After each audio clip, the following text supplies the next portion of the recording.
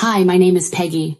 I'm a 36-year-old mother of two, residing in Florida with my husband and our children, Jenny and Tristan.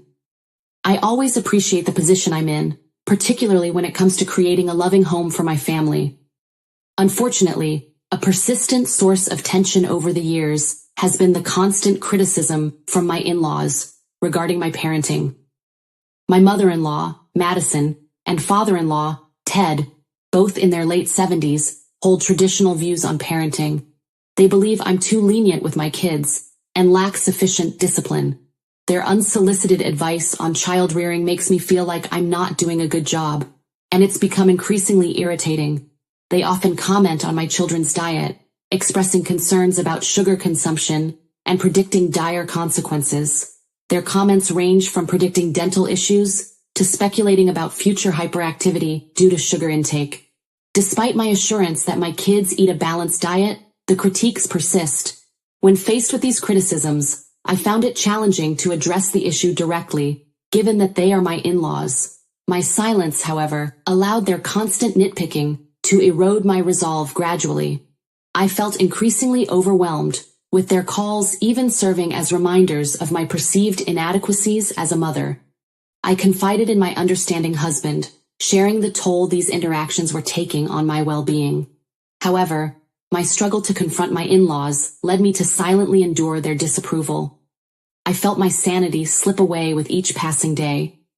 I found myself in a state of helplessness, torn between acknowledging the challenges and recognizing that they were, after all, his parents.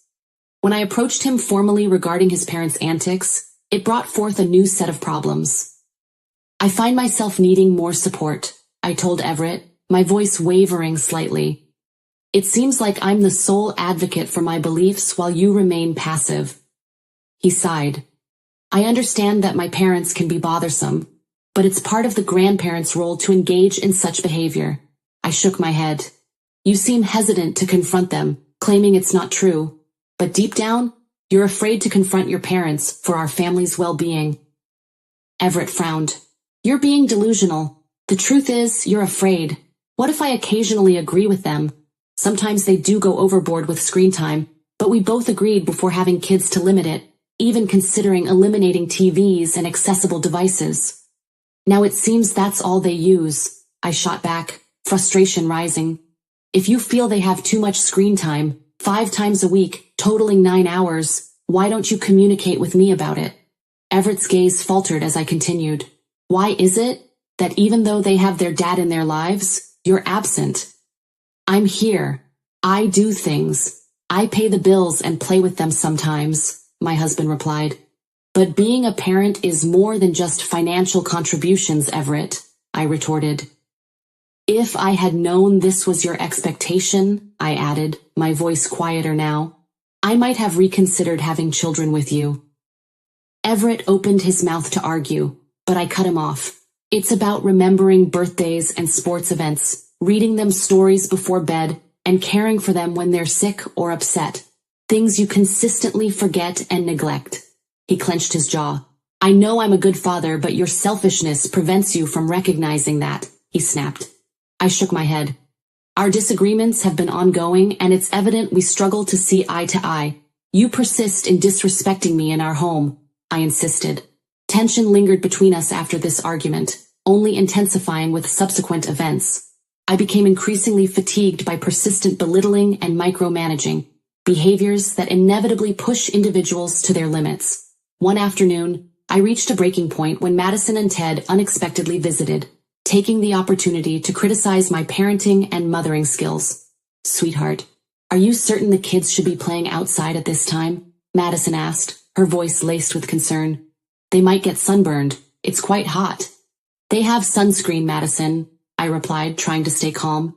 And it's just for a brief period, around 30 minutes, before their evening activities.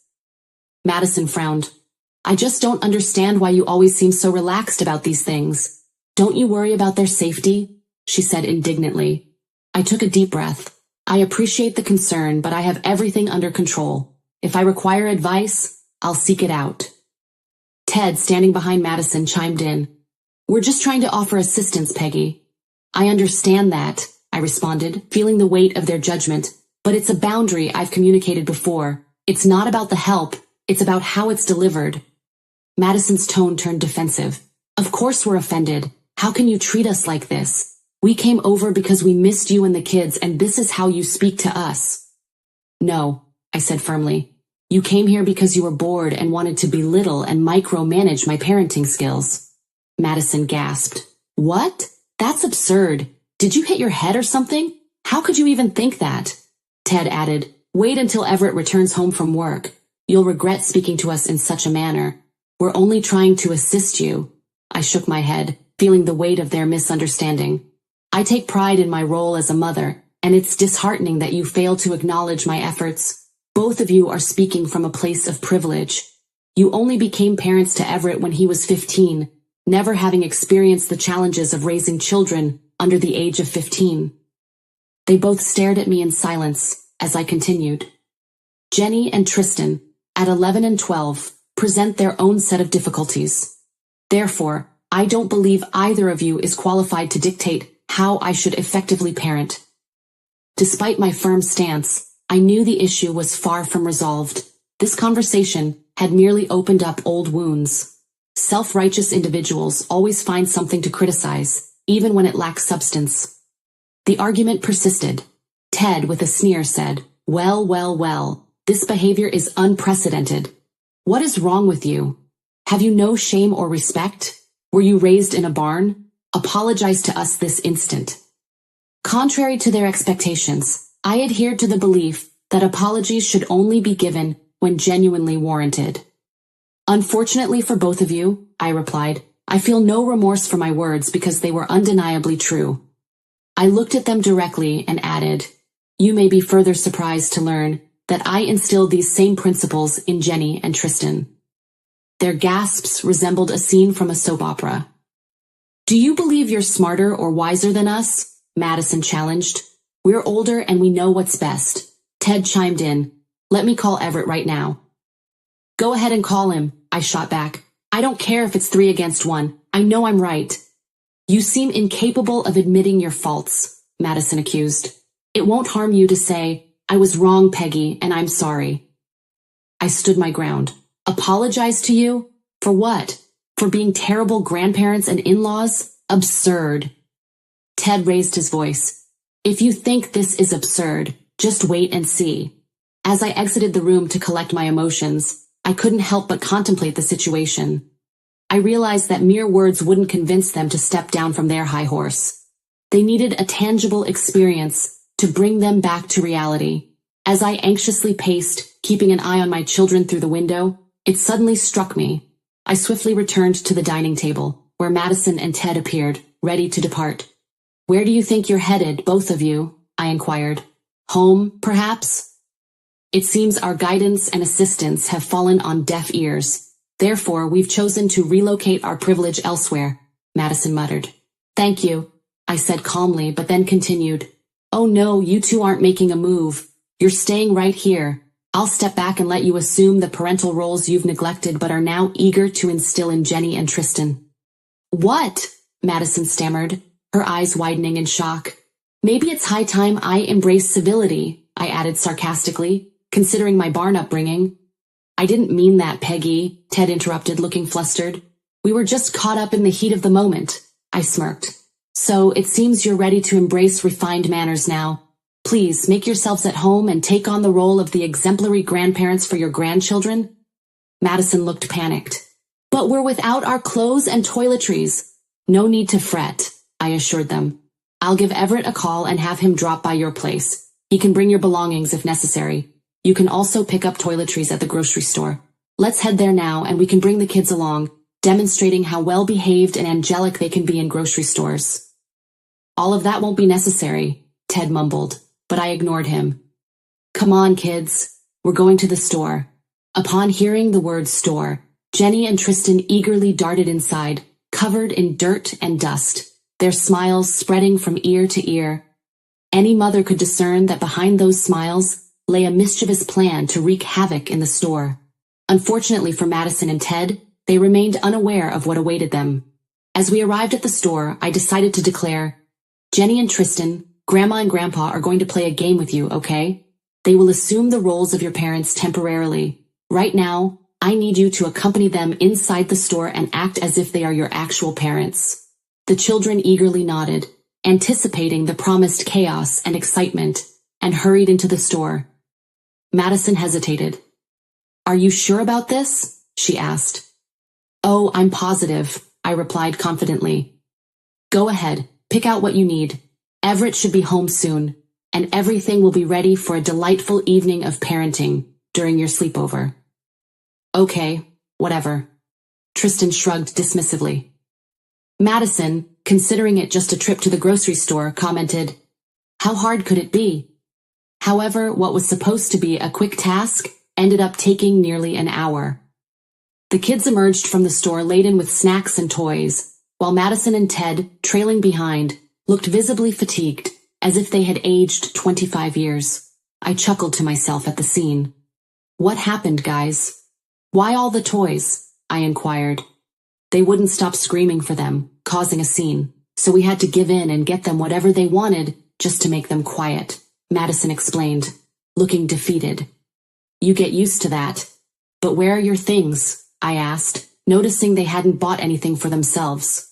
"Oh shoot, we forgot those. We were so overwhelmed with the kids that we completely forgot," Madison admitted. "Huh, interesting. I'll go back and get the necessary items. Please keep them entertained," Ted said, excusing himself. Ted managed to retrieve the needed toiletries, and we finally made our way home. Everett greeted us with a worried expression. "Why are my parents staying the night?" he questioned. "Jenny, Tristan, go play with your toys and get ready for bath time while Mommy talks to your new parents. You'll be getting an extra parent tonight," I announced to the excited kids. "Yes, my baby's daddy is finally going to help you with the things that Mommy normally does," I explained to the children, who looked thrilled. But their new parents appeared noticeably concerned. "What's going on, Peggy?" Everett asked. "If you really must know," I began, "I've decided to entrust the role of the present and caring parent to you three for the next 24 hours. During this time, your task is to demonstrate that you are the superior parents. If successful, I commit to following all of your advice unquestioningly. Additionally, I pledge to cater to your every whim and pamper you at least once a week, upon request, without any inquiries. The opportunity to be pampered whenever desired is on the table," I concluded. "Now, Everett, before we proceed, let's discuss this for a moment," Madison interjected, clearly uneasy. "Oh, come on, Madison," Ted urged. "Are you still affected by the incident at the store earlier? It was just a fluke, a momentary lapse. We can handle this. After all, it's 3 against 1, and success is inevitable." I smiled at their optimism. "I appreciate your enthusiasm for the challenge, but I want to make it clear that if you fail, the tables will turn, and you three will be responsible for pampering and spoiling me, all while refraining from commenting on my parenting." "Deal?" I suggested. Despite their confidence, the task proved far from easy. In less than 20 minutes, Madison and Ted found themselves screaming as Jenny and Tristan terrorized them. The grandparents' attempts to assist with bath time were futile, leaving Everett to step in and manage with less than stellar results, wiping down the kids with baby wipes and haphazardly dressing them in pajamas. With the task completed, Madison sighed and asked, "Can we rest now?" Only to be informed by me, "Rest? You've only just begun. Parenting doesn't stop after bath time." They were now tasked with entertaining the children with educational content, preparing dinner, feeding the kids, helping with homework, playing with them, reading bedtime stories, and managing their morning routine. The trio attempted to divide the responsibilities, with Ted deciding to serve a fancy dinner filled with flavors unfamiliar to the children. He said confidently, "They'll love this." A bit of sophistication never hurt anyone. Who would have thought that serving kids a salad with olives and feta cheese would be a recipe for disaster? Ted, of course. The kids, unsurprisingly, detested the concoction. Jenny crossed her arms and declared, "I'm not eating this," while Tristan, being a toddler, expressed his displeasure with a full-blown meltdown, wailing uncontrollably. The new parents were in a state of panic. Ted, baffled, mumbled, "I thought they'd appreciate something different." Meanwhile, I calmly sipped on my chamomile tea, watching the chaos unfold. Eventually, Ted gave in to the kids' demands, throwing up his hands and saying, "Fine, pizza it is."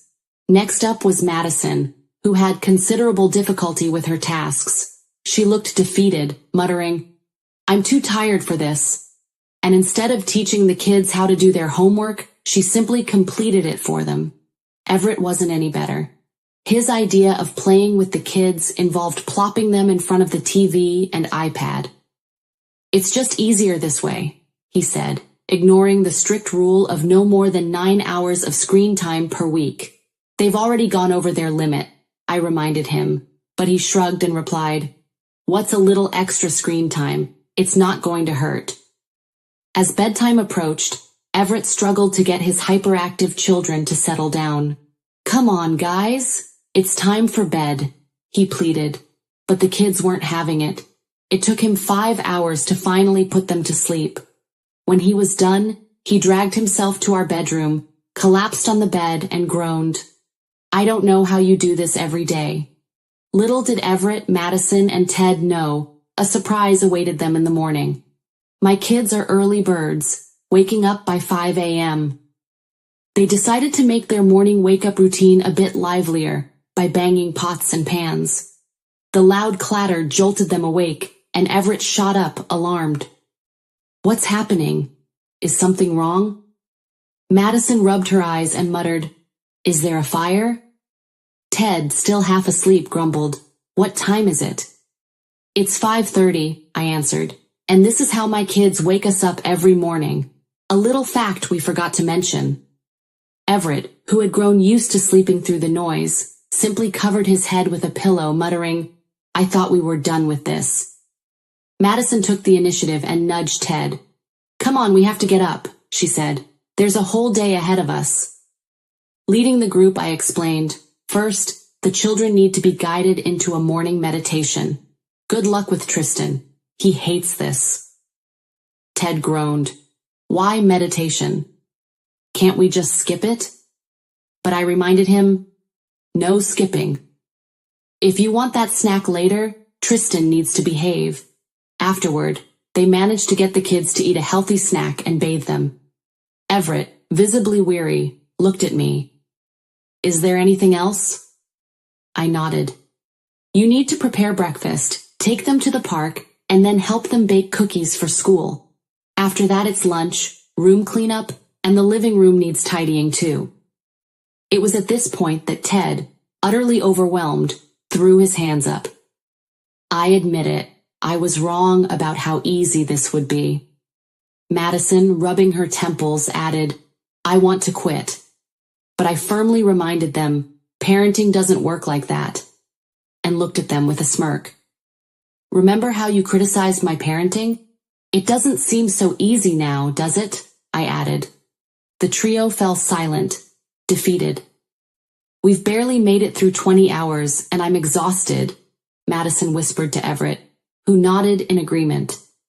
By the end of the day, all three were too tired to argue. "All right, Peggy," Everett said. "You win. We give up."